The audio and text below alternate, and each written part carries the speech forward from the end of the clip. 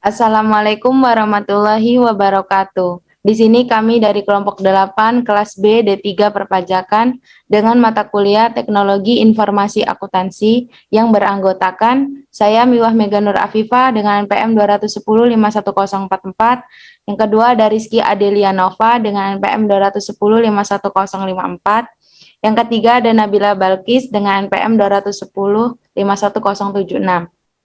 Yang pertama akan disampaikan oleh Nabila Balkis. Sejarah penjahit Santi.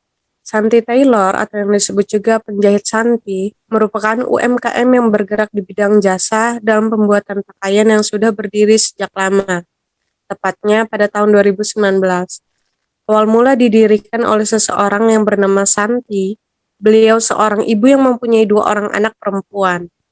Berawal dari Ibu Santi yang bekerja di pabrik jahit yang beralamatkan di Jakarta, lalu terkena PHK di tahun 2017, dan beliau memutuskan pulang kampung ke halamannya di Bandar Lampung. Beliau mengikuti kursus jahit di Elsia Jaya yang beralamatkan di Pasar Ambon, Bandar Lampung. Setahun sudah menjalani kursus jahit, setelah banyak menimba ilmu di tempat tersebut, kemudian tahun 2019, beliau memantapkan hatinya dan bertekad untuk membuat usaha jahit sendiri di rumah. Usaha jahit di rumah pertama itu permakan, lalu terus-menerus dengan seiring berjalannya waktu, usaha jahit Ibu Santi menerima jahitan pakaian wanita pria dan anak-anak. Dengan usaha yang merintis dari nol, tentu pasang surut orderan yang tidak menentu, namun beliau tetap yakin akan mengembangkan usaha jasa jahitnya karena Ibu Santi percaya dengan kemampuan dirinya. Alhasil, setelah beberapa bulan berlanjut, pesanan jahit pakaian wanita, celana pria, mulai menghampiri dengan begitu banyak. Memang, toko jahitnya tidak mewah, bahkan toko jahit Ibu Santi masih di rumah yang sempit dan masih tembok bata. Namun, kalau berbicara dengan masalah kualitas, mampu bersaing dengan toko-toko jahit yang mewah dan terkenal. Untuk jam operasional toko jahit Ibu Santi, itu mulai pukul 10 pagi sampai jam 8 malam. Ibu Santi menjalankan usahanya hanya seorang diri, tidak memiliki karyawan. Untuk di keadaan sekarang, yaitu kita menghadapi COVID-19, tentu terdapat penurunan di sebelumnya. Mungkin untuk pendapatan per bulannya, itu 2 juta per bulan di keadaan COVID. Sebelum COVID itu, pendapatan bisa mencapai 4 juta dalam sebulan. Tetapi beliau selalu bersyukur dalam keadaan apapun dan menjalankan usahanya dengan semangat karena semua ini rezeki dari Allah. Transaksi jahit Santi. Ibu Santi mulai usaha menjahit yang bernama Penjahit Santi. Maaf, ini ada kesalahan, seharusnya 2019. Pada tahun 2019, Jalan W.R. Supratman, Kelurahan Gedung Pakuwon, Bandar Lampung. Berikut transaksi-transaksi yang dilakukan selama periode November 2021. Tanggal 1 November, penjahit Santi menyetor uang pribadi ke dalam perusahaan penjahit Santi sebagai modal awal sebesar 1 juta. Tanggal 2 November telah diselesaikan jahitan pelanggan langganan pakaian pesta Ibu Maria seharga 435.000 dan langsung diterima pembayarannya. Kemudian telah diselesaikan 1 setel jahitan pelanggan pakaian pria seharga 300.000 dan langsung diterima pembayarannya. Lalu telah diselesaikan jahitan pakaian dress wanita sebanyak 2 setel dengan ongkos 150.000 per setel. Kemudian tanggal 3 November dibeli tunai sebuah perlengkapan mesin jahit lagi dari toko Makmur seharga 420.000. Lalu penjahit Santi menerima uang sebesar 250.000 dari Aprita untuk jasa yang akan dilakukan bulan depan. Tanggal 4 November telah diselesaikan jahitan pakaian Ibu Dewi, salah satu langganan seharga 120.000. Tanggal 5 November, penjahit Santi membeli bahan habis pakai secara kredit sebesar 500.000. Lalu telah diselesaikan jahitan pelanggan pakaian sekolah seharga 120.000 dan langsung diterima pembayarannya. Setelah itu, tanggal 6 November, muncul beberapa beban untuk menjahit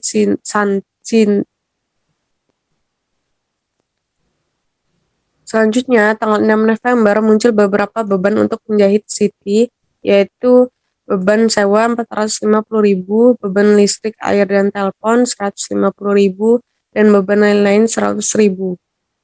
Melakukan jasa kepada Cynthia sebesar 150.000 tetapi belum dibayar. Lalu dibeli secara tunai peralatan jahit seharga 600.000. Selanjutnya tanggal 7 November telah diselesaikan jahitan pakaian Bu Maria, salah satu langganan membuat kebaya seharga 450.000 yang akan dibayar bulan depan. Selanjutnya menyelesaikan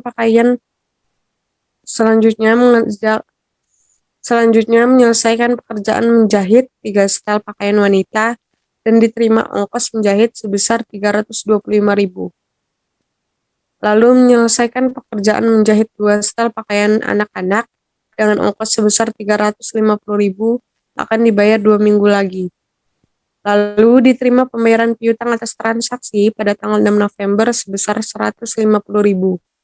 Selanjutnya, penjahit Santi mengambil uang 740.000 untuk keperluan pribadi. Lalu penjahit Santi menerima uang sebesar 120.000 dari Astuti untuk jasa yang akan dilakukan bulan depan.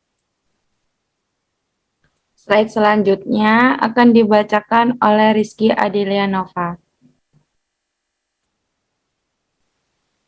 Jadi selanjutnya kita akan masuk ke dalam proses jurnal umum. Jadi dalam jurnal umum itu kita harus memahami untuk menganalisa transaksi tersebut. Jadi yang pertama itu tanggal 1 November, Ibu Santi itu menyetor uang pribadi ke dalam perusahaan sebagai modal awal 1 juta. Jadi kita memasukkan ke dalam jurnal umum dengan akun kas pada modal sebesar 1 juta. Kemudian pada tanggal 2 November itu telah diselesaikan jahitan pelanggan pakaian pesta Ibu Maria seharga 435.000 dan langsung diterima pembayarannya.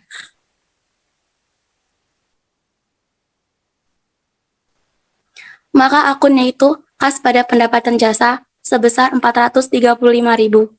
Kemudian telah diselesaikan 1 setel jahitan pelanggan pakaian pria seharga 300.000 langsung diterima pembayarannya. Maka jurnalnya juga sama kas pada pendapatan jasa.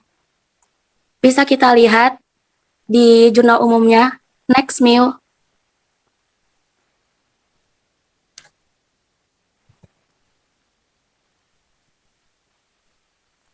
Jadi di situ tanggal 2 udah ada semua. Maaf suara saya kayak gini soalnya lagi serak.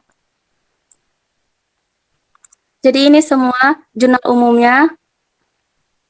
Kemudian setelah menjurnal umum, kita lanjut ke buku besar. Next Mil.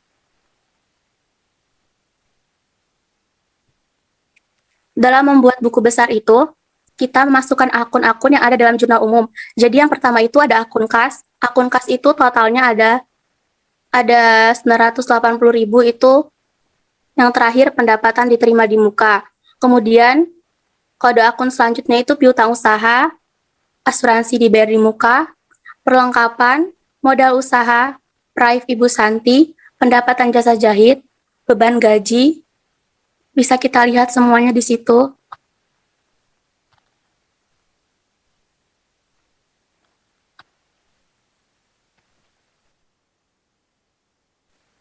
Next Mil.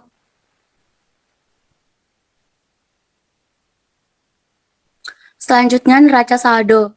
Jadi neraca saldo ini kita memindahkan akun yang ada dalam buku besar seperti kas, piutang usaha, asuransi dibayar di muka, perlengkapan, peralatan jahit, utang usaha, modal usaha, praif Ibu Santi, pendapatan jasa jahit, beban gaji, beban sewa, beban listrik dan telepon, beban iklan, beban pemeliharaan peralatan, dan beban lain-lain. Totalnya itu 3.770.000. Jadi, dalam mengerjakan neraca saldo, kita itu memindahkan akun yang ada dalam buku besar itu ke dalam neraca saldo. Selanjutnya yaitu kertas kerja.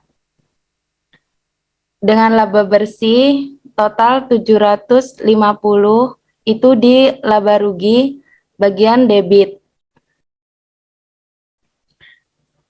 Selanjutnya di laporan posisi keuangan itu dengan total 700.000 di bagian debit.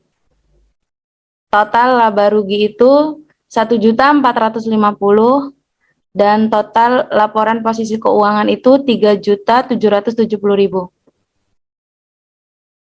Yang selanjutnya laporan laba rugi dengan total yaitu 750.000.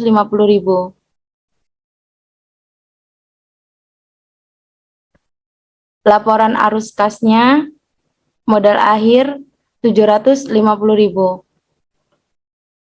Dan berikut bukti transaksi-transaksinya.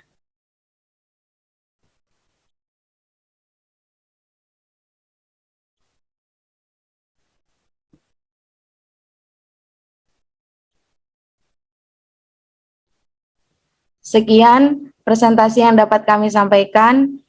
Jika ada kesalahan, kami mohon maaf. Kami akhiri.